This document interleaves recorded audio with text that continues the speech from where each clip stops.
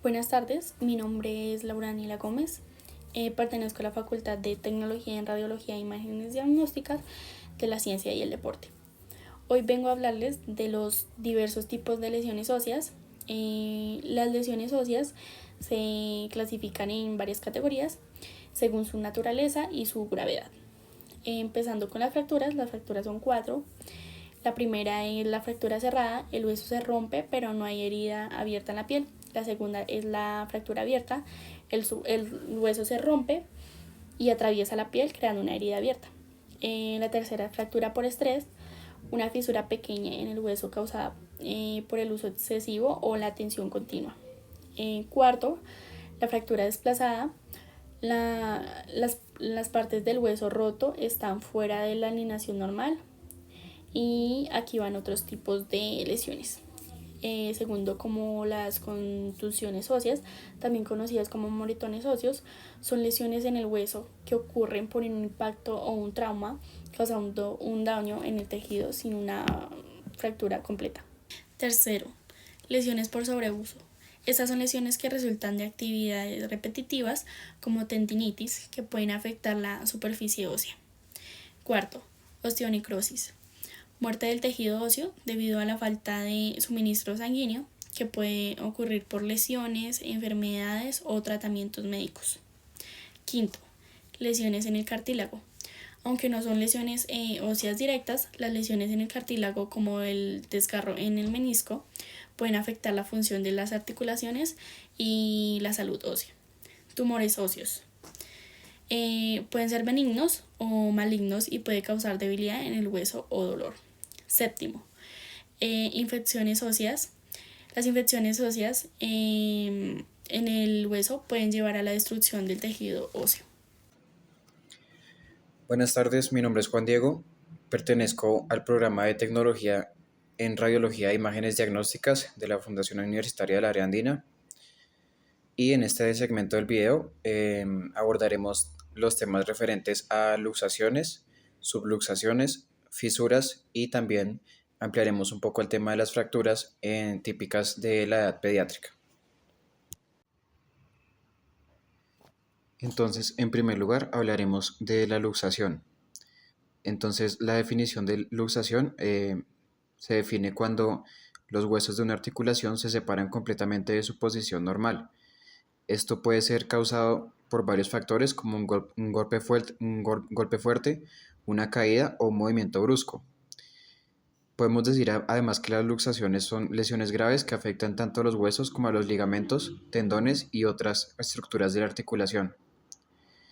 Entre los síntomas más comunes que podemos evidenciar en una luxación tenemos dolor intenso en la articulación, deformidad visible de la articulación, incapacidad para mover la parte afectada y a menudo también se presenta hinchazón. Hablando del tratamiento de las luxaciones, podemos decir que el mismo implica la reposición del hueso en su lugar, esto se conoce como reducción, seguida de la inmovilización y a veces cirugía. Debemos diferenciar también luxación completa de luxación incompleta. A la luxación incompleta también se le conoce como subluxación. En la luxación completa podemos decir que la pérdida de contacto entre los huesos es total, mientras que en la subluxación o luxación incompleta hay pérdida de contactos, hay pérdida de contacto entre los huesos, pero esta no es total y todavía se conserva alguna relación entre los huesos. Cuando nos referimos a subluxación, nos referimos a que es un desplazamiento parcial de los huesos en una articulación, pero en este caso los huesos no se van a separar por completo. Se desplazan fuera de su alineación, aunque sí se desplazan fuera de su alineación normal. Podemos decir que aunque es menos grave que una luxación completa, también puede causar dolor, debilidad, disminución de la movilidad en la articulación. Además, las subluxaciones pueden ser más difíciles de detectar ya que no siempre se notan deformidades visibles, pero suelen ser identificadas mediante estudios de imagen y el tratamiento de las mismas va a consistir en reposo, fisioterapia y en algunos casos inmovilización o corrección manual de la articulación. En cuanto a las fracturas en la edad pediátrica, podemos decir que se diferencian de las fracturas en la edad adulta debido a que sus características anatómicas, biomecánicas y fisiológicas van a ser distintas a las de un esqueleto maduro. En las fracturas pediátricas podemos decir que se clasifican en dos: las fracturas que afectan el cartílago fisiario y las que no.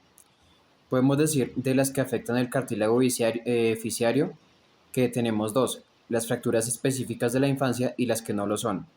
Entre las fracturas que son específicas de la edad pediátrica podemos encontrar la fractura en rodete o caña de bambú, la fractura en tallo verde y la incurvación traumática.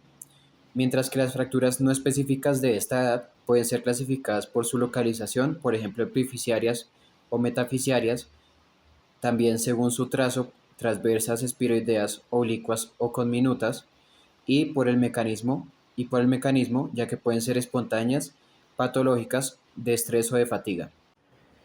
Bien, en cuanto a la fractura de torus o de rodete, podemos decir que es un tipo de fractura que se produce en el hueso debido a una carga axial. Este tipo de fractura es común en la edad pediátrica y la fractura tiene la característica que presenta corticales interrumpidas, pero el periósteo está intacto. Entonces esto aparece como una protuberancia o prominencia, generalmente con poca angulación. Bien, en esta imagen tenemos un ejemplo de una radiografía de una fractura en tallo verde, y de la misma podemos decir que es una fractura incompleta de un hueso largo, donde el hueso se quiebra solo por un lado, pero no se parte en su totalidad. Se llama también de tallo verde porque asemeja a las ramas verdes que se doblan pero no se rompen. Este tipo de fractura se presenta con mayor frecuencia en los niños durante una hiperflexión del brazo a nivel de su diáfisis. Y finalmente tenemos el caso de las fisuras óseas, de las que podemos decir que son pequeñas grietas o fracturas parciales que se producen en un hueso sin llegar a romperlo por completo. Podemos decir que, a diferencia de una fractura total en la que el hueso se rompe en dos o más partes, las fisuras son más superficiales y pueden llegar a ser más difíciles de detectar sin estudios de imagen como radiografías. Además, estas fisuras suelen ser causadas por un trauma o golpe directo en el hueso, una torsión o una sobrecarga repetida, como sucede en ciertos deportes.